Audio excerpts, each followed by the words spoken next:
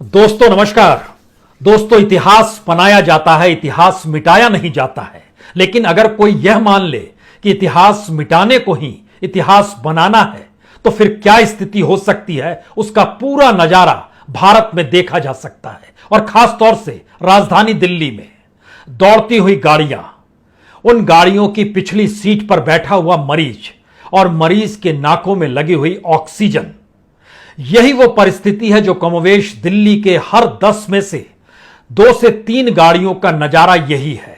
दिल्ली की सड़कों पर लॉकडाउन की परिस्थितियों में आपको सिर्फ 2 ही तरह के लोग दिखाई देंगे। एक, जिनके हाथों में सिलेंडर है।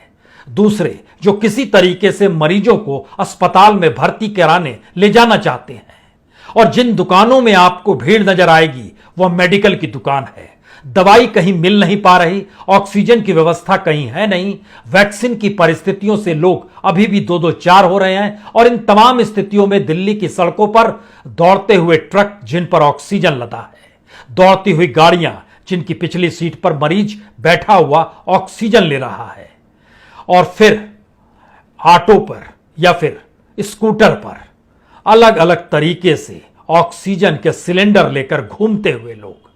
ऐसी परिस्थिति दिल्ली ने कभी देखी नहीं थी। लेकिन यह परिस्थिति सिर्फ अस्पताल तक नहीं थमती है, बल्कि शमशान में भी इसी तरीके की कतार आपको नजर आएगी। तो एक सवाल आपके जहन में तुरंत आएगा, यह देश चला कौन रहा है? और अगर जो देश चला रहा है, क्या उसके जहन में यह सारी चीजें बिल्कुल नजर नहीं आती है? यकीन जानिए नजर आती है, क्योंकि दिल्ली के भीतर या कहें उसके बीचों बीच एक इमारत भी खड़ी हो रही है। 4000 वृक्षों को गिराया गया, काटा गया। 400 वृक्षों को उखाड़कर किसी दूसरी जगह लगाने का प्लान भी किया गया।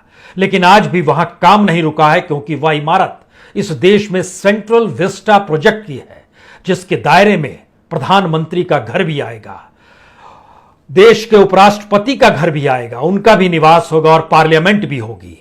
1300 करोड़ इतनी बड़ी रकम के साथ काम वहां तेजी से चल रहा है। निर्धारित हो चला है कि दिसंबर 2022 तक प्रधानमंत्री का निवास तैयार हो जाएगा और उनकी सुरक्षा में लगी हुई एसपीजी की भी रिहाइश वहीं पर रहेगी।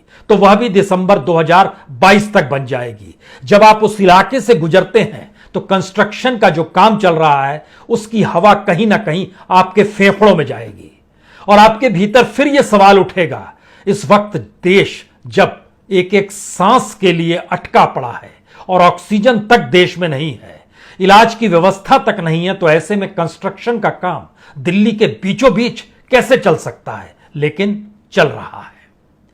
तीसरी परिस्थिति दिल्ली के हवाई अड्डे पर खड़े हुए विमानों को देखकर आप लगा सकते हैं, जहां 25 अप्रैल को पहली बार सिंगापुर से विमान आया था, मेडिकल इक्विपमेंट से लैस था, उसमें अलग अलग तरीके से जो भी मरीज को जरूरत है वो सारी चीजें लदी हुई थी।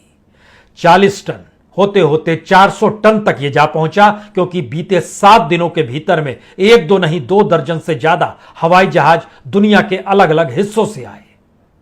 लेकिन उन परिस्थितियों के भीतर भी सारे जहाज इसीलिए रुके थमे पड़े हैं क्योंकि पता ही नहीं था कि उसका डिस्ट्रीब्यूशन कैसे, किन हाथों के जरिए, कस्टम के हाथों से निकालकर कैसे सौंपा जाना है। आप कहेंगे यह रेड टेपिज्म है भारत के भीतर का।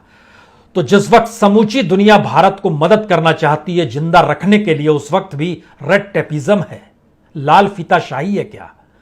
हमें लगता है एक चौथी परिस्थिति भी इस देश के भीतर में घुमड़ रही है। इस बरस में 1 करोड़ लोगों के रोजगार जा चुके हैं। महीने दर महीने रोजगार कैसे गए?